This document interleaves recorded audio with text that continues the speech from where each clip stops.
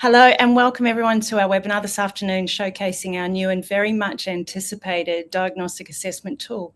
My name is Kim Keane and I'm the State Manager for Queensland. Before we get started, in the spirit of reconciliation, Cambridge University Press and Assessment acknowledges the traditional custodians of country throughout Australia and their connections to land, sea and community. We pay our respect to their elders past and present and extend that respect to all Aboriginal and Torres Strait Islander peoples today. The diagnostics presentation presented by our product manager VJ will run for about 20 minutes, and then we'll go straight into our Q&A session with our lead author on the Essential Maths series, David Greenwood, along with Scott Halligan, who is our lead maths publisher in education, and VJ, our product manager. Without further ado, let's get started. Good afternoon everyone, my name is VJ and I'm a product manager here at Cambridge University Press. Today I'm going to do a demo of how the diagnostic feature works. Before we go into the actual demo, I'd like to explain some of the underpinning terminology and content structure that drives our diagnostics feature. This will then empower you to make the most of its capabilities and use it in a way that suits your school. The foundation of our diagnostics feature is a set of what we call mathematical skills. A mathematical skill in this context is, in the view of our authors, the smallest testable unit that allows us to meaningfully measure a student's proficiency as they progress through the mathematics curriculum. The author team have carefully created 200 mathematical skills per year level. As you can tell by that number, they are a fair bit more granular than the set of content descriptions within a year level. The clearest analogy is that they are very similar to the level of granularity that is covered by a worked example in Cambridge's textbooks. Here are a few examples of mathematical skills to illustrate. Exploring equivalent expressions. Generalizing number facts with algebra. Finding the range of a single dataset. Finding the median of a single dataset. Mathematical skills are a way of breaking down both the curriculum and each textbook section into parts that can be tested against. And what this means is that each mathematical skill is common to both the textbook and the curriculum. This allows you to plan a diagnostics assessment program using either the textbook structure or the curriculum as the basis for your planning. We've created two banks of questions, a bank for testing during a unit of learning and a post-test bank for when testing at the conclusion of a unit of learning. Each of the mathematical skills has 5 questions per bank. There are 2 easy, 1 medium, and 1 hard question where the difficulty has been determined by our author team. Each of the questions in the first test bank has a twin question in the post-test question bank. The post-test question has the essence of the question in the first bank, but has been slightly modified so that the student doesn't see the exact same question twice. The value of these question pairs between the 2 question banks will become clearer when we go through the demo. Before we jump into the demo, let's explore the concept of a test family and a unit of learning. A unit of learning is any size collection of topics that you would like to test against. It could be the content covered by 3 weeks of classes, a whole chapter in the textbook, half of a chapter, a whole semester of work, etc.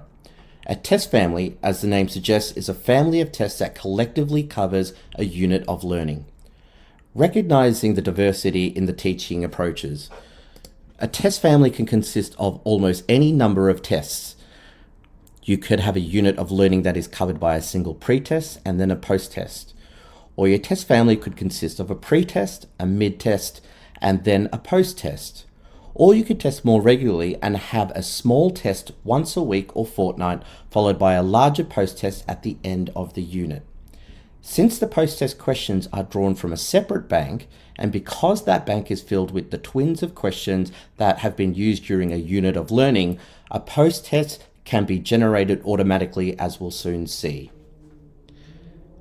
Now that we've covered the key concepts, let's go straight into the demo. Okay, now that we're in the resource, the first thing you should notice is that there is the diagnostics feature in the left-hand menu over here. This is a self-contained feature, which means anything related to diagnostics will sit in this feature. You don't need to jump in and out of the platform. As soon as I click into diagnostics, there are 4 tabs running across the top. So we've got a tab for the test families, which is where you can create your test families and the tests for those test families.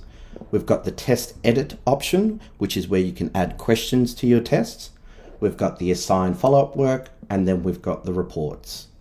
Now, to demonstrate how the test families work, what I'm going to do is I'm going to create a new test family. We can add in our name. I'm going to call it sample family. An optional description, weeks 1 to 2, and then we can click on create. The test family I've just created will be sitting at the very top of the table. It does highlight to me that I've currently got no tests within this test family. So what I need to do is go over and click add test. We can put in a name for our test, an optional description. We then have the option to add in the questions now or later. So in this particular test family, I'm going to have 1 pretest and 1 mid-test. And I'm going to add the questions to this particular test later. So we can click on create, and now we have a shell of the test that we've just created. I'm going to add in my mid-test. Let's call it week 2. And we can click on add questions now. And then we have the option to either add questions in manually or use the wizard. So in this example, I'm going to use the wizard.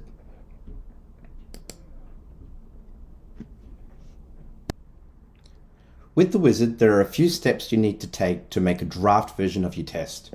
Now, we've already put in the name and the description. We now need to select a difficulty ratio. I'm going to select balanced mix, which means that there is a mix of easy, medium, and hard questions.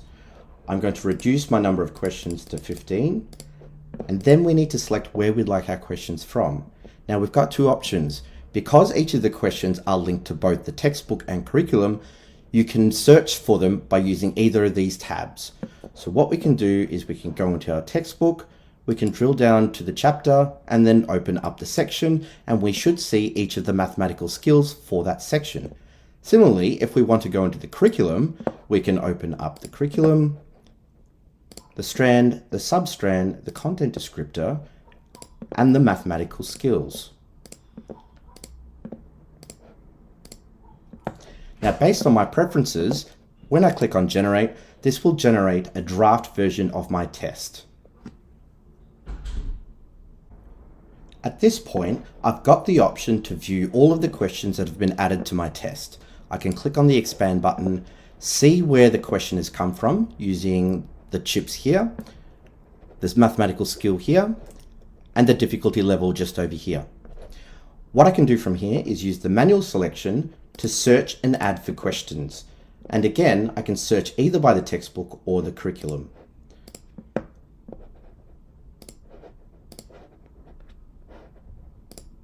soon as I click on the plus sign, the questions are added to the draft version of my test, and I can click on save. Now at this point, instead of viewing all of the questions, I have the opportunity to click this button, which will show me a summary of what I've actually covered. So this will show me all the questions I've added and what skills they relate to. I can view this either by the textbook or the curriculum. If I wish to complete one of the skills, I can click on the shortcut here to add a question so that this skill coverage is complete.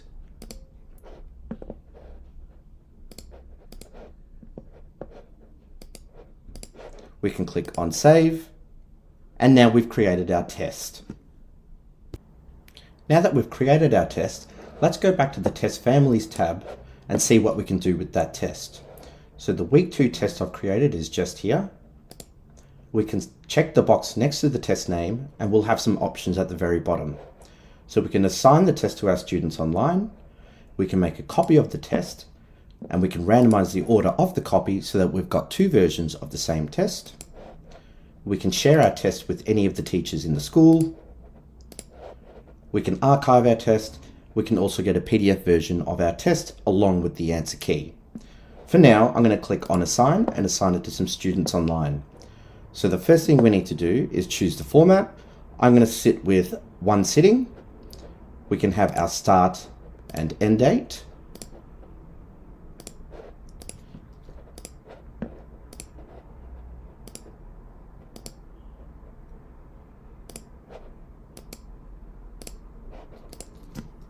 We can add in a message.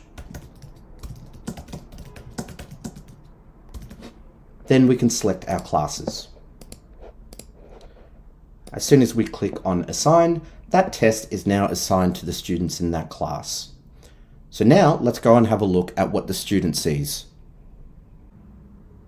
Now I've logged in as a student, and the students should be able to see the notification displaying the test that they need to do. Alternatively, they can see in the My To Do list that they've got a test to start. So we can click on Start and Start Test.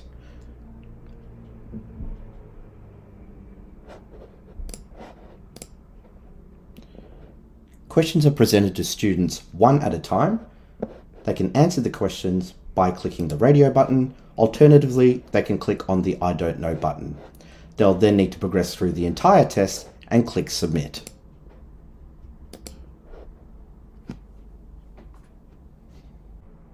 I have now returned as a teacher into my account. The next thing I'm going to do is click on Assign Follow-Up Work. This will show me all of the tests that I've assigned to my students, and it'll give me a summary of how many of my students have completed each test, the average mark, and the option to view results and set follow-up work. So I'm going to click on this one. Now the first thing you should notice is the Filter tab. So you have the option to remove students from view. You can filter questions by the difficulty level. You can aggregate the view by the textbook or the curriculum. And then you can average the scores. From here, if I wish to assign follow-up work, I can either use the manual method, where I can carefully individually select which skills I would like my students to complete, or we can use a wizard and set a limit of follow-up work per student. And then the wizard will automatically generate the skills that the students need to follow up on. We can click on Generate, and then we can click on Confirm, and this will give me a summary of what my students need to complete. So in the table here, we can look at individual students, and it'll point students specifically where they need to revise, including worked examples, Now You Try, and specific questions from the lessons. You have the option to add in individual comments, and you can also add in a class comment. We can set in a due date, which I will leave as it is, and then we can click on Assign.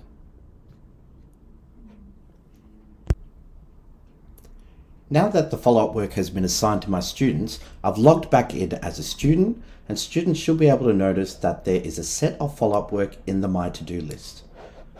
We can click on View Feedback, and this will take me to the follow-up work home. This is where you should be able to see all the follow-up work that has been assigned by your teacher. Now in this particular follow-up work, you should be able to see what skills you can do well, what skills you need to improve on, and what skills you haven't shown you can do, as represented by this table. There are also additional teacher comments, whether it's individual or class, and then the actual work that you need to revise on. Students have the option to put in a plan of action. They can print out this set of follow-up work, and they can export it as a PDF. If the students wish to complete this work online, we've implemented a widget that will be pinned to the left-hand side of the menu, and it will show you exactly what the students need to do, so that they don't need to jump in and out of the follow-up work feature. They can go throughout the site and have this follow-up work pinned. Now let's just pretend my students have had enough time to complete the follow-up work. At this point, they've completed both of the pre and mid tests, and what I want to do is generate the post test. So to do that, it's as simple as clicking on Generate Post Test. We can put in a name, an optional description, and then click Generate. And that will generate the post test based on the pre-test questions that are in both week 1 and week 2. Now to assign this, I follow the same steps as before. Click on the post-test, click on assign, we can apply a date, we can add in a message, and assign it to the class. Now that the post-test has been assigned, and let's just pretend that our students have completed this, we can now jump into the reporting feature. To do that, we need to click on the Reports tab. We then will have the option to select our report type. So we have 6 reports to pick from. We have results by question, results by skill, test comparison, performance by student, score versus time taken, and growth versus attainment. Let's start with report 1, which is results by question. I've now selected my report type. I then need to select my test family. Optionally, I have the ability to remove some of the tests from my test family when generating a report. Let's just keep them all in for now, and I'm going to click on generate. Now, once the test has been generated, we do have the option to filter by the class if it's been assigned to multiple classes. You can remove some students from view, and you can filter the table by the question difficulty. If we scroll down, here are our table of results for all of the pre-tests in this test family. Now, each question for each student is marked as correct or incorrect. We also have a percentage correct at the bottom and percentage of all answered at the bottom as well. If you would like, you can also expand a student's pre-test or mid-test, or post-test for that matter, and you can get a PDF version of this test. You'll have the option to export it as a CSV as well as a PDF. Now let's move on to report 2.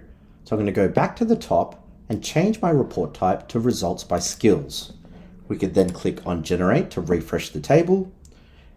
And now we have a view of our student results by the skill. Now at this point, what we can do is we can change the view either by the textbook or by the curriculum. And we can change the way how we group our results by.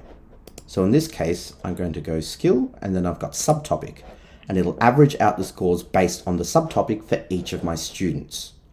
Again, this is all exportable through CSV as well as a PDF.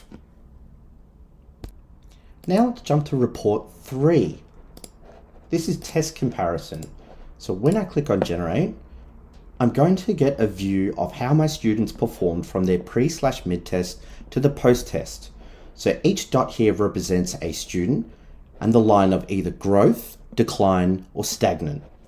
Again, we've got the option to look at the view by textbook curriculum. We can also filter the content. So if we only want to look at specific parts of the test, we can deselect the sections. We've got the option to remove the trend lines.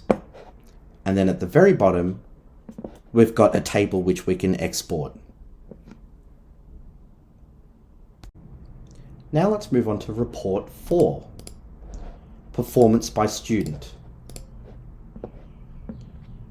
Here we can see how individual students have performed on their pre/mid test as well as their post test. From here, you're also able to see how the rest of the class has performed. If you would like to, you can filter the results again by the topic, and you can filter it by the class as well. Now let's move on to report 5, score versus time taken.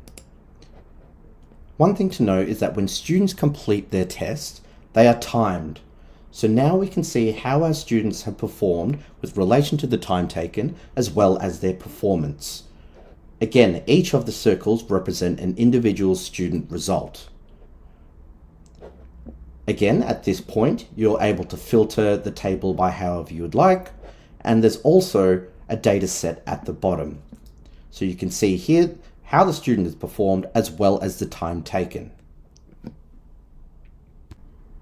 Now let's move on to the last report, report 6, growth versus attainment. This report will show you how your students have performed on the post-test, but it'll also show you their growth percentage versus their pre/mid test. You'll be able to see the average growth amongst the class as well as the average score, placing each of your students into one of the 4 quadrants. Again, you have the option to filter your table.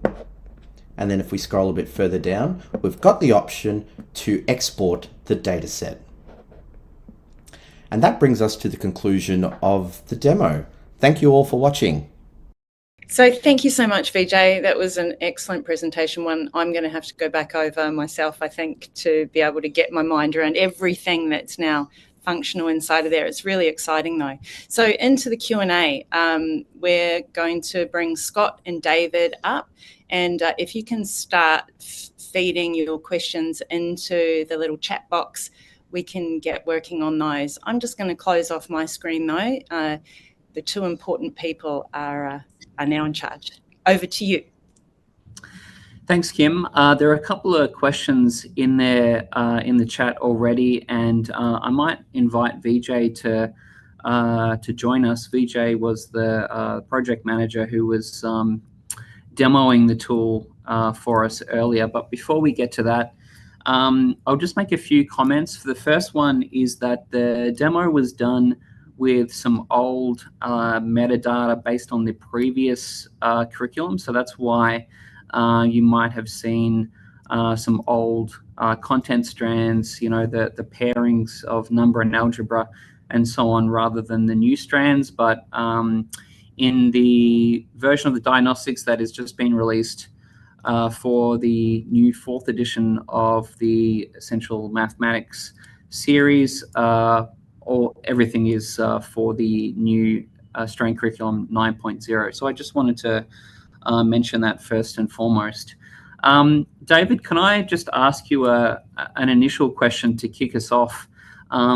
You were heavily involved in the development of the content of the diagnostics feature, as well as the intentions that we were going for. So can I ask you, from an authoring point of view, and as a teacher and as a head of department, what were some of the goals that you and the other authors had when we started working on this? Yeah, good question, Scott. I think what we wanted as teachers and as authors was an easy to use and reliable tool for teachers to seek feedback fairly quickly on the key skills in the curriculum. But not just the curriculum, but also if they were operating via, say, the textbook structure, then they could easily come up with a test based on that structure as well. We also wanted to make sure that the key skills that we came up with had a strong correspondence between the new curriculum, including all the content descriptors and their elaborations, but also with the details of the content in the Cambridge series. And that meant that we were running between our key examples, our key ideas, and the curriculum constantly to try to refine this list of key skills in mathematics, so teachers could be sure that if they were using this diagnostic tool, it would work really nicely with their program, controlled by the curriculum or controlled by the textbook structure. And so they were the key reasons for really coming up with these mathematical skills and doing all that work, writing the 5,000 questions per bank to make sure we were covering all this content. And also, I think one of the main goals for us was, as Vijay pointed out with the video there, was to come up with a series of reports that would be really quite useful for teachers to grab a quick report on where students are at in their cohort, to be able to share these resources in a cohort across different classes, and then to be able to set a range of follow-up activities quickly relating to those performances by the students reported on that Vijay showed in the video. One follow-up question to that, David, is from a teacher's point of view, if you were presented with you will have a biased view on this, given your long-standing relationship to Cambridge and the fact that you've worked so closely with me and others on this tool. maybe can you talk a little bit about the goals from a teacher control point of view? I mean, some of the things that we wanted to avoid, and make a feature of our tool that perhaps was not necessarily a strength of some of the other diagnostic or formative assessment options that are around. So could you talk a little bit about the importance of a teacher being in control of what happens with a tool like this? Yeah, because one of the things that we wanted teachers to have is that control on where their class was heading. And so we didn't really want to head down the path of sort of a choose your own adventure style diagnostic tool where some students are perhaps heading off in different directions and possibly covering different skills or different content even.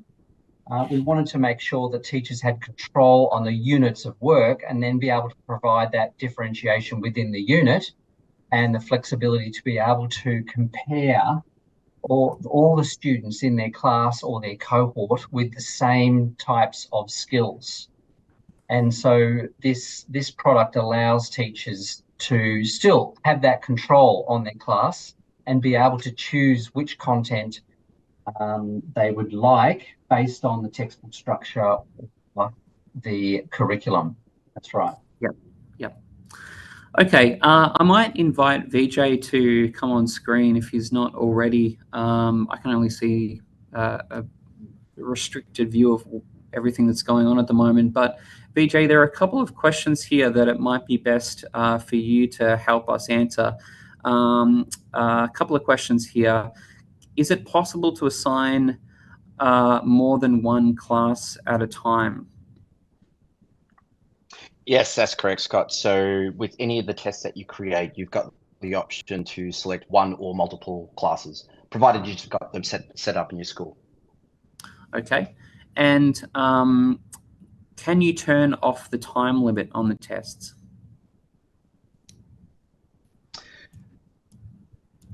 So at the moment, you do need to apply an end date, but if it is something that the market would like, that's something we absolutely can look into. Yep. Okay. Let me see. Okay. A few other questions here. Can students see their individual diagnostic data as well?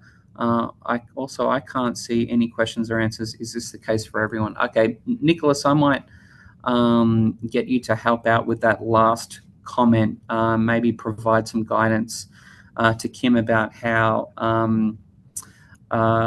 people asking questions might be able to see other people's questions as well. So just on that first question from Elizabeth, are there plans for, from Jennifer, can students see their individual diagnostic data as well? The answer is no to that. So we were very keen for this tool to be really oriented, like I'll talk about the way that it's, there are elements of this that the students can see, but we didn't want students to be faced with overwhelming data about their performance, good or bad. I mean, particularly the latter. If students were really struggling or they were being presented with a form of diagnostics wherein they were doing a pre-test on content that they hadn't seen before to set a baseline of where they were at, there's a type of assessment or approach where they're going to get a lot of questions wrong. And we didn't want students to have access to that precisely for the reasons that, we didn't want them to be worried about what was going on. We wanted the tool really to be oriented towards the teacher, to give them the information so that they can adjust their teaching and make decisions based on the data that was available to them. So in terms of what a student sees, VJ showed a little bit of that in the demo. They see a version of the mathematical skills that they are struggling with that the teacher has selected for them to do follow-up work on. And the way that first of all, the teacher determines how many of those they are. So in a case where a student might have got quite a few questions wrong or performed fairly poorly on a range of mathematical skills within a test, a couple of tests or a post-test. The teacher is the person who determines how much follow-up work that they see. And the way that if they're using, there's a wizard designed to help out with this. If they use that wizard, they can prioritize the mathematical skills that the student is struggling most with in comparison to the rest of the class. So in comparison to the class average performance against mathematical skills, the wizard prioritizes the ones that the student has done worst at. So if everyone is struggling with a particular mathematical skill or type of question, then that's not going to be a high priority. It's something that the teacher is going to see poor performance on, but not for particular students. It's the ones where the rest of the class is doing pretty well at this, but a particular student is struggling with it, and those are the ones that are prioritized in order of worst to best. And as I said, the teacher can determine how many of those the students see, and then there's a type of student report where it's oriented towards here's what I can, here's what I need to work on, and here is the specific things that I can do about it to improve, based on a conversation that I have with my teacher and the follow-up work that I'm set within the tool. Now, just one more, I know I'm speaking a lot about this, but just one more comment on that. The follow-up work is based on parts of the Cambridge content that facilitate learning and improving against mathematical skills. Now, because the mathematical skills are extremely closely aligned to worked examples, our worked examples have, every single one has a demonstration video of how to do that question. There are also now you try questions, so every worked example has a question that is exactly like that. So that's a great way to start. If students are struggling with a particular mathematical skill, particular type of question, they can be pointed towards videos of someone doing that exact question.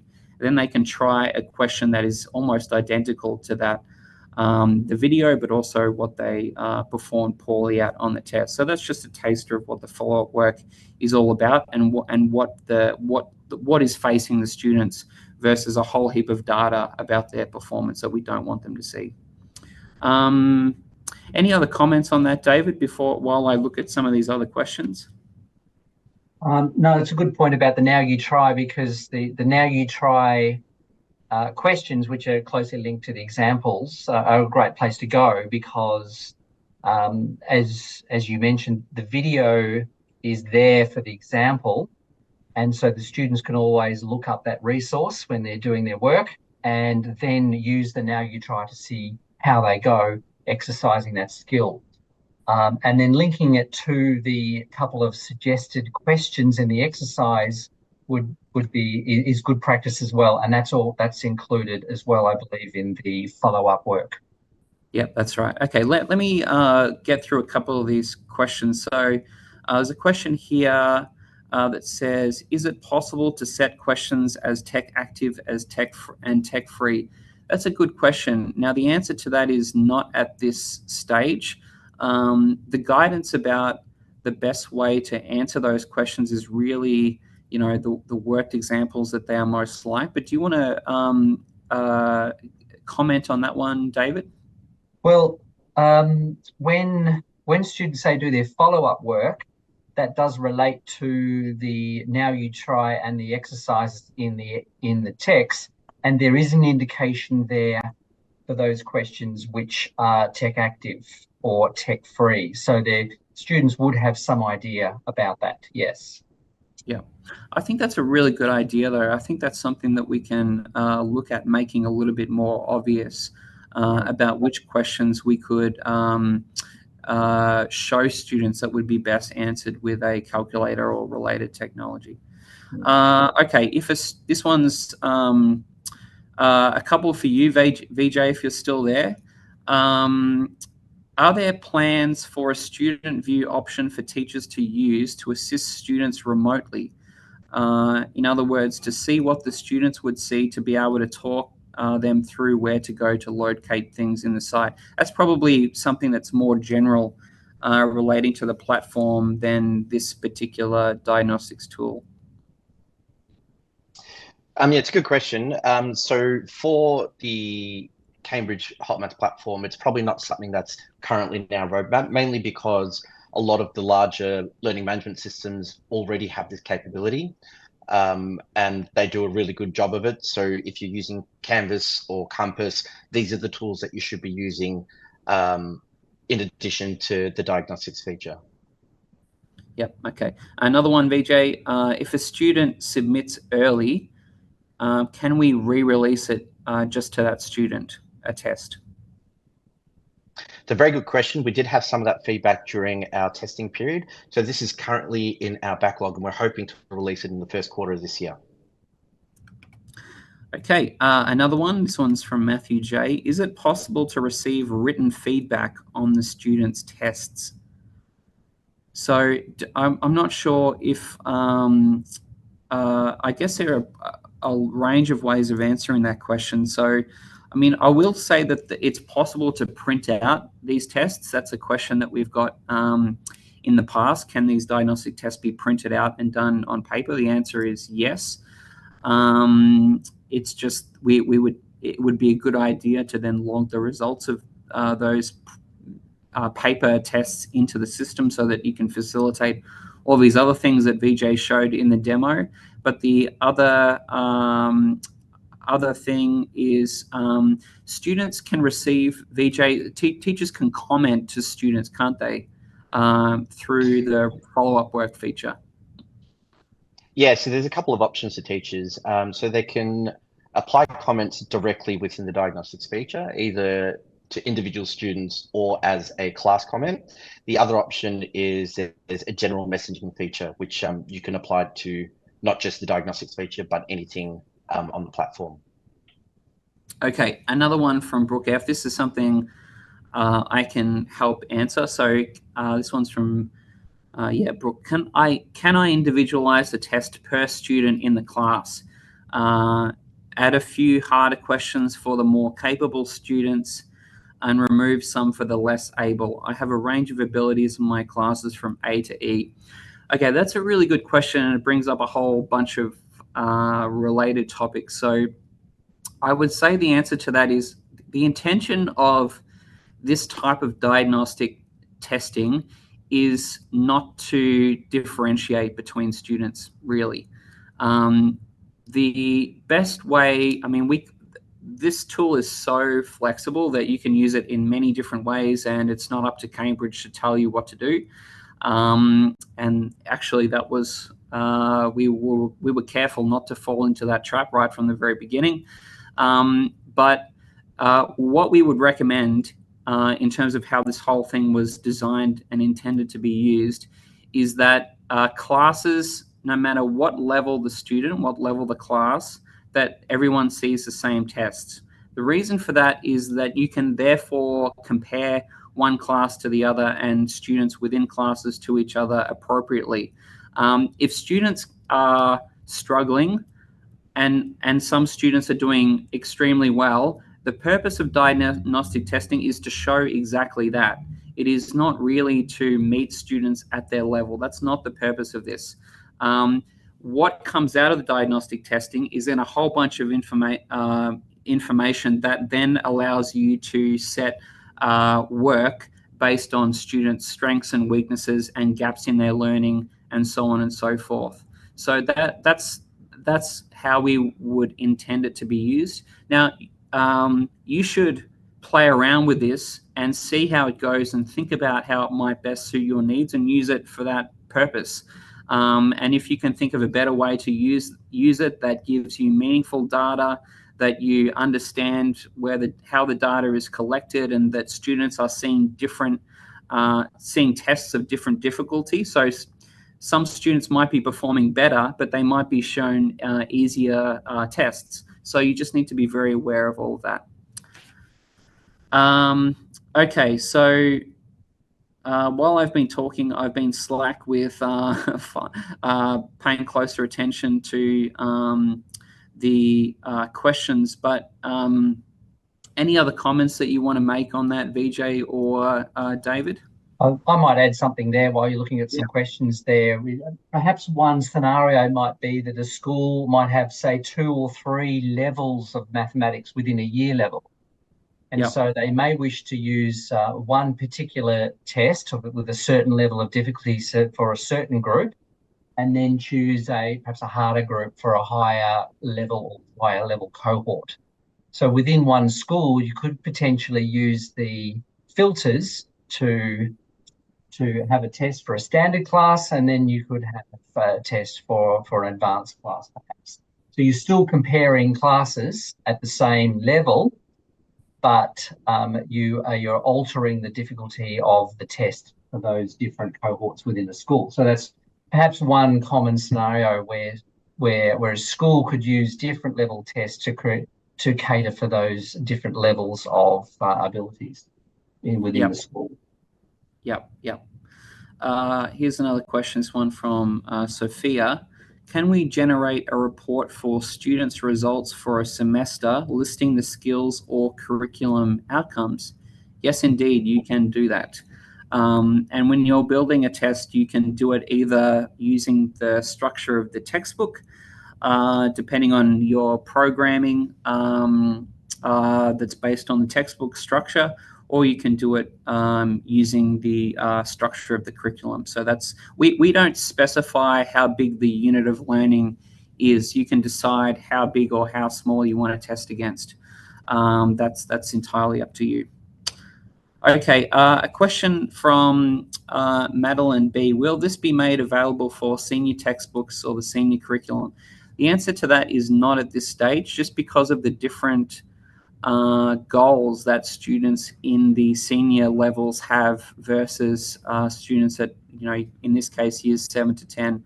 Given that they're summative assessments and end of year exams to come, that is really the purpose of a lot of what we do for our senior resources. And the best tool for a lot of that, and it's been released, but it will be improved this year and will be improved in the coming years as well, as more content is added to it and more features are updated, is the exam generator. That has a similar kind of report. The reporting, there are not as many reports, but some of the basic reports that we've seen here today also are possible within the exam generator, which is intended for use in will be intended to be used for the coming senior syllabuses. So for Queensland, for example, that's a feature that will be coming soon. Another question. David, do you want to have any comments about the purpose of diagnostics or the applicability of this kind of assessment for students in their senior years? Yeah, I mean, obviously, for the senior years, there are the different types of products for the year 11 and 12. So, as you said, this particular tool is not available for 11 and 12. I would be using the tools available there. But in terms of entry into year 11, this diagnostic tool could be used to generate a test across a range of topics selected by the teachers to help students select their year 11 and 12 subjects. Yeah, we know that's a big issue in mathematics with so many options available at year 11 and 12. It's nice to have those diagnostics sorted out before subject selection at the end of year 10. Yeah, that's a good point. A question from AJG. Is it possible for a student to see work solutions for the questions that they couldn't do? The answer to that is no. It's a good point. That's not really the purpose of this, but I would say when follow-up work is assigned, then there's a whole bunch of work solutions available to students for those questions that are essentially identical by definition to the questions that they saw in the diagnostic test. So, for example, they would be pointed to worked examples, which have solutions within them. Also, the videos that go with that, seeing someone go through the solution. And there's also recommendations for the the exercise, the questions in the exercise that are alike to the those diagnostic questions that they didn't perform that well at. And of course, all of those exercise questions have work solutions.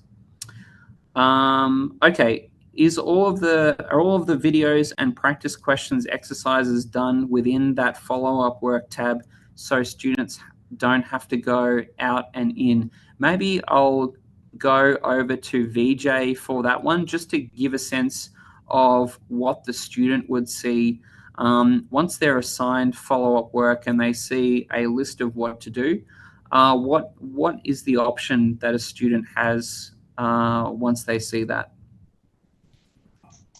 It's a good question. So there's a couple of options for students. The first one is in the follow-up work home for students. They can print out the sets of work that they need to do. The second option is that they can view it online. And the third option is we implemented a widget. So for each set of follow-up work, you can click on the widget. It'll pin it to the side nav.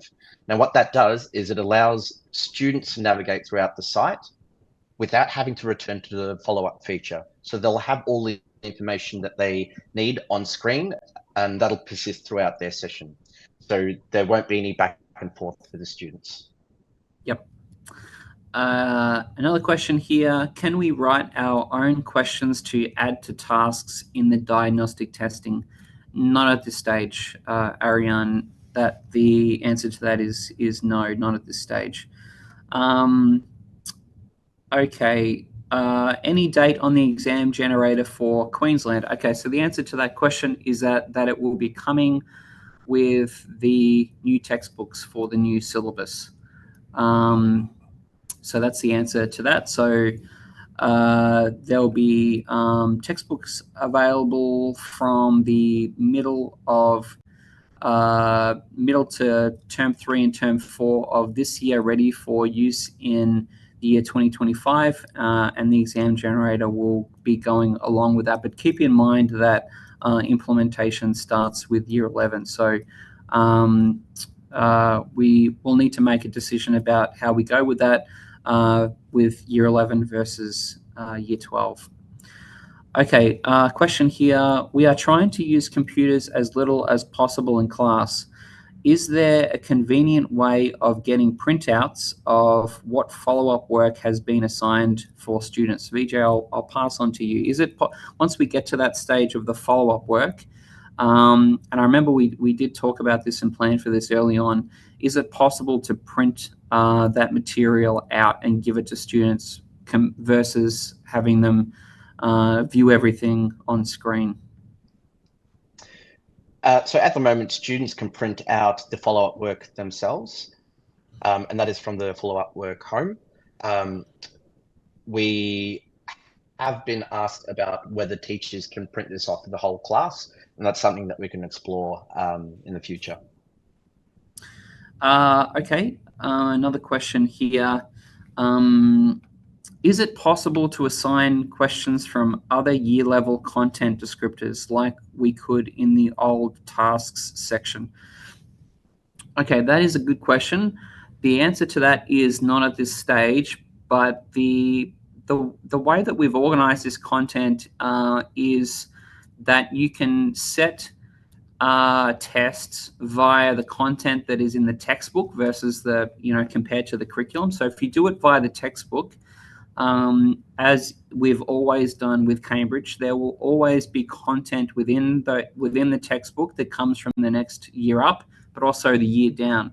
So, if you're in year 7 and you're setting, you're getting a sense of where students are at, there's quite a few sections, and I'll invite David to comment a little bit about this in a second. There are a whole bunch of sections, sometimes half of entire chapters, which come from lower year levels, and that's the case right up through year 10. And at the other end of the spectrum, there's always content that comes from the next year above. So if you're in year 8, there'll be you just need to look for the sections that are labeled as extending, and those sections come from Year 9 content. So in that way, you can assign content from the next year up, but at the moment restricted to within the way that we do it within the textbook. Any further comments that you want to add to that, David, just about the content that's in the textbook that is beyond the curriculum year level that matches the number on the front of the book? Yeah. I mean, you're correct in that they only have access to that year level, but we're very confident because the textbook does include a range of what we call consolidating sections, where we cover important content from previous years, and then a whole range of extending or optional sections at year 10, extending year 7 to 9, and with quiz questions written for all of those sections and not just the sections, say, in the Australian curriculum at that year level, then we're fairly confident in saying we are revising and extending in that year level, and teachers have the option of choosing questions from those sections. As well as that, with each skill, there's 2 easy, 2 medium, and 1 challenging. So there's been an opportunity for authors to cover a range of difficulties there, if you like, through those 5 options in each skill. Yeah, exactly right. Now, we're getting to the end of the list of questions that we have here. There's a couple more, but let me just say there's one here about there are, not about diagnostics, but there are no work solutions for Year 10, Chapter 6 at the moment. When will this be updated? Imminently. The work solutions are all with the typesetter. They have been for a little while longer, just to put the finishing touches on. The work solutions, if you printed them all out, would come to, I don't know, 10,000 pages, something along those lines. It's just a massive job for us to finish those off, but they are about to be completed, and they'll be ready very soon. That goes for all year levels. Yeah, okay, I think we've pretty much got through a lot of the questions that we've got here, David, but I'll just go back to you for a few. Could I ask you to talk about the way that the wizard works when a teacher is creating a test across a couple of, let's say that they've got the textbook as the basis of their planning as they're going through the textbook. They've got their lesson planning. They've got the structure of the year set out, separated into units of work, and they want to create tests that are based on those units of work. And let's say they want to set a test that covers 4 sections. Can I ask you to talk a little bit about the way that we've built the wizard so that it saves, first of all, saves teachers time, so they don't have to, they can if they want to, but they don't have to individually add every single question, or at least to start off with, they can use a wizard to help them out. How does the wizard work? You know, what were some of the considerations that we had to account for when we were trying to build that wizard? That's right. So as an example, if we're choosing a skill like find the midpoint of 2 points, you wouldn't want to test where there's, say, 3 questions all about finding the midpoint. And we wouldn't want, say, an easy question finding the midpoint, and then the medium question to find the midpoint, and a challenging question to find the midpoint, because there are other skills perhaps that we want to cover as well.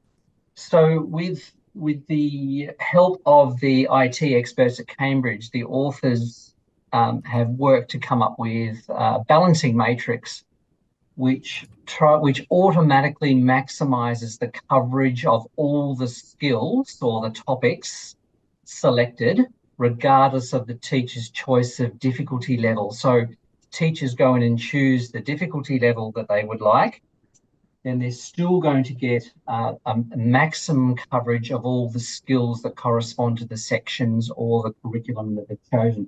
So essentially, the algorithm's designed to prioritize hitting all the skills required, depending on the teacher's content selection, while also having the desired difficulty profile. So there's a mathematical matrix that works in the background to try to meet both requirements and find a good spread in the difficulty, but also in all the skills corresponding to what teachers have selected. Another question for you, David, just about the question difficulties. You know, the 5 questions that you've written for every mathematical skill across the whole series. I'll just give some preliminary comments, and then I'll invite you to talk a little bit about the details. One of the reasons why, as per VJ's demo, we decided, first of all, there are different mixes of questions that are in both banks. There are 5 questions for every mathematical skill, 2 easy, 2 medium, and 1 harder question. And when you're building tests, you have the option to select, almost like you're doing this with your superannuation or in your investment account or something like that. You have the option to have a pre-mix of question difficulties in your tests. So you can have, for example, a balanced test where there's a couple of easy, a couple of medium, and a couple of hard. So more along the lines of the ratio that we've written for representative of the entirety of the content.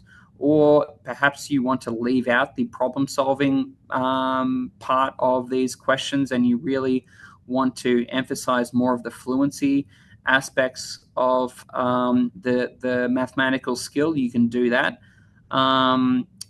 There's a range of options for you. And the reason we did that is that we were hearing from lots of teachers when we were planning this, and there are different conceptions of what kind of questions are suitable for diagnostic testing. Now, some teachers would say, really, you know, it's what we really want is just more of the fluency type questions, and for the more problem-solving questions, we have other types of assessment that are intended to get a sense of how students are doing on that, how proficient they are at those higher order skills. On the other hand, there are teachers who really did want those kinds of questions as part of this whole thing. So we tried to make it flexible for that reason. But David, could I give you, could I invite you to talk about what comprises an easy question, what comprises a medium question, and what is a hard question in this context? Yeah, so we really wanted to make sure that particularly the easy and the medium questions were strongly linked to the skills and also strongly linked to the key examples that a teacher might deliver or are shown in the textbook. So the vast majority have a very strong connection to those key skills. But an easy question would be perhaps one where the numbers fall out nicely, or like with the example I was giving earlier, finding, say, the distance between 2 points. Then an easy one might just deal with positive numbers. So we're still finding the distance between 2 points, but the positive numbers make that process quite easy, and the number of steps might be minimal. But a medium question, say at year 10, might include some negative numbers as well. So there's a sort of a rise in difficulty, if you like, meeting the standard of year 10 in that medium level. And then the challenging question would still require students to find, say, the distance between 2 points, but it might require a problem-solving step where something else has to be worked out first, then the skill would be applied. So we needed to find that level of difficulty between the 5 questions, but also maintain that strong connection with the skill that we wanted to cover. Yep. Okay, well, I think we're coming to the end of the presentation. I just want to say a couple of things, and then I'll hand back to Kim for a closing slide, and just to talk a little bit about where you can find help for this tool once you get in and start playing with it, and where to find more information and who to contact and all that kind of stuff. The first thing I wanted to say was, this has been a massive project for us to build, especially for David. The amount of hours that were put into this from a content creation point of view are just absolutely enormous. The other thing is, this has been a complex, as you can guess, this is a complex tool, and this is the first time that we've done something as sophisticated as this. We are very confident in how it works, in the way that it works, and the thinking that has gone into it. However, this is the first year that it's going to be used. So as you get to use it, our intention is that it is as flexible as possible. So we are hoping that whatever it is that you want to do with this, you should be able to do. But if not, please get in touch. Please get in touch with your reps, with myself, with Cambridge generally, and let us know if something, if there are any issues that you find, or there's something obvious that you can think of that it should be able to do but can't currently do. But otherwise, well, I'm pretty confident that you'll find this to be a useful tool.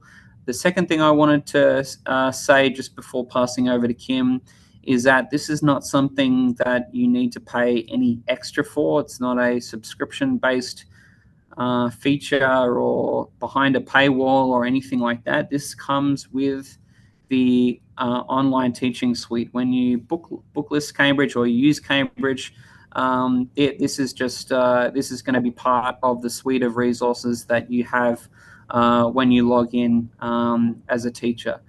So I just wanted to make those comments, and with that, thank you very much for everyone's excellent questions and your attendance, and I'll pass on to Kim. I'll just say thank you to David for his thoughtful answers to the questions, and over to you, Kim, with some closing remarks and slides. Excellent. Thanks, Scott. So thanks to everyone involved on this project. It's really exciting for all of us at Cambridge. But of course, exciting for all of you that get to use this, particularly in its first year, and really get a chance to play around with it and see the value that you can create in the classroom. I'm excited to watch how that unfolds this year. So if you do have any immediate questions when you're inside the platform, there is a help widget. There always is a help widget. So it's often that I'll get emails about where to find videos, and you'll always find at bottom left, little help widget. Here's the little circle and the arrow, find it there. Or of course, you can reach out to anyone. So Nick, if you move to the next slide, of course, myself in Queensland and Annie, I know you all know us, but there's also Emma Kapler in Tasmania. There's a few people here from Tassie, and Sabika in South Australia. I saw a few of you registered in here too, so welcome to everyone, and nice to have everyone in here too. But again, a huge thank you to everyone involved in the development, the creation of this awesome tool, but also for coming along this evening and giving us your time. Thanks to VJ and Scott, and of course to David, who just continues to give so much to Cambridge, and we're so fortunate to have him as part of our team so regularly, and we're really thankful for that. Thank you all for coming along this evening, and I hope to see you soon. All the best. Good night.